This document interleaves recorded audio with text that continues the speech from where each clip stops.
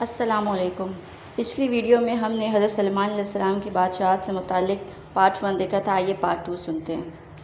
اب ظاہر ہے وہ میں نے بتایا کہ سورہ نمل میں ہی آتا ہے کہ اللہ تعالیٰ نے جانوروں کی بولیاں سکھا دی تھیں، تو حضرت سلمان علیہ السلام اس سے پوچھتے ہیں کہ بتاؤ سر پھر ہدہد دیکھیں کڈا پکا مواحد سی۔ وہ کہتا ہے کہ اے سلمان علیہ السلام، میں آپ کے لیے ایک ایسی خبر لے کے آؤں جو آپ کے علم میں بھی نہیں، بابی نہیں تھا ہدہد نا۔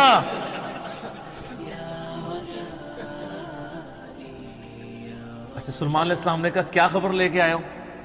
ان کا میں ایک ایسی قوم کے پاس سے آیا ہوں کہ جن کی حکمران ایک ملکہ ہے، عورت، اور اس کا بہت بڑا ایک عرش یعنی اس کا تخت ہے جس پہ وہ بیٹھتی ہے۔ اب وہ آپ کو نا ویسے کھنڈرات بھی اس کے مل چکے ہیں، ایک پکچر ہمیں ملی، انشاءاللہ ہم اس میں اٹیچ بھی کریں گے۔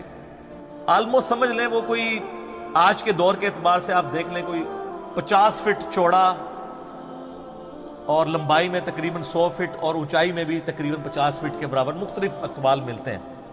یعنی ایک اچھا خاصا بڑا اس کا تخت تھا جس پہ اس کے سارے وہ سردار ارد گرد بیٹھتے تھے، اور وہ پتھر کا بنا ہوا بڑا سا۔ ان کا میں نے ایک عورت دیکھی ہے، تو وہ آپ کے علم میں نہیں ہے کہ وہ حکومت کر رہی ہے ان پہ، اور بڑا اس کا ایک تخت ہے، اس کے کئی سردار ہیں، اور شیطان نے ان کے برے اعمال ان کی نظر میں سنوار دیے ہیں۔ وہ اللہ کو چھوڑ کے سورج کی پوجا کرتے ہیں۔ سر ایک ہدہد کو بھی ٹینشن ہے شرک کی، آپ ذرا یہ دیکھیں۔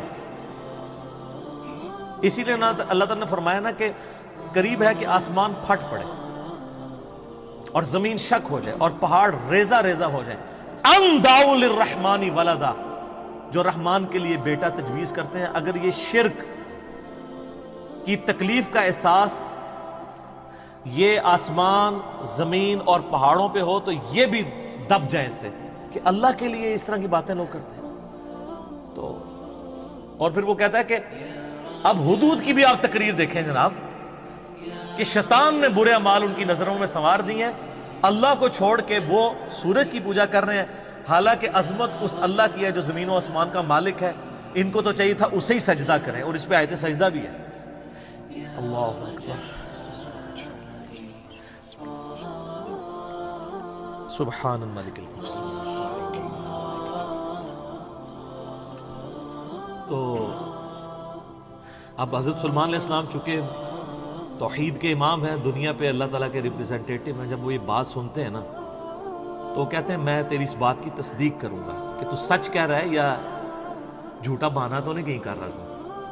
ورنہ تو حضرت سلمان علیہ السلام کہتے ہیں کہ ہاں مجھے تو پہلے علم غیب اللہ تعالیٰ نے دیا ہوا ہے، میں تو اتنی دوروں میں دیکھ سکتا ہوں، وہ تو اللہ دکھائے گا تو دیکھیں گے۔ حضرت سلمان علیہ السلام نے ایک خط لکھا اور اس ہدہد کو کہا، اچھا یہ کوئی سٹوری نہیں ہے جو آپ کے علماء بیان کر رہے ہوتے ہیں، یہ ورڈ بائی ورڈ سورہ النمل آیت نمبر جو ہے وہ 15 سے لے کے 44 تک 30 آیات، جو چیز ان آیات سے ہٹ کے آئے گی میں اس کو مینشن بھی کر دوں گا۔ تو وہ خط لکھ کے دیتے ہیں کہ یہ خط لے جاؤ اور جا کے ملکہ جو ادھر کیا ہے، ملکہ بلقیس جو ہے یہ اسرائیلی روایتوں میں آتا ہے، قرآن میں صرف ایک عورت کا ذکر ہے کہ جو حکومت کرتی تھی، اور خط اس کو دے کے پھر دیکھنا اس کا کیا جواب دیتے ہیں۔ ہدہد جناب لے کے خط پہنچا ہے، اور جا کے اب ہدہد ایک خط لے کے آ رہا ہو اور ملکہ کے وہ جا کے بیڈ روم میں سیدھا جا کے لینڈ کرتا ہے، کوئی سیکیورٹی گارڈ کوئی کچھ نہیں روک سکتا، وہ کھڑکی سے آ کے اس میں لینڈ کر کے سامنے لا کے اس کے خط پھینکتا ہے۔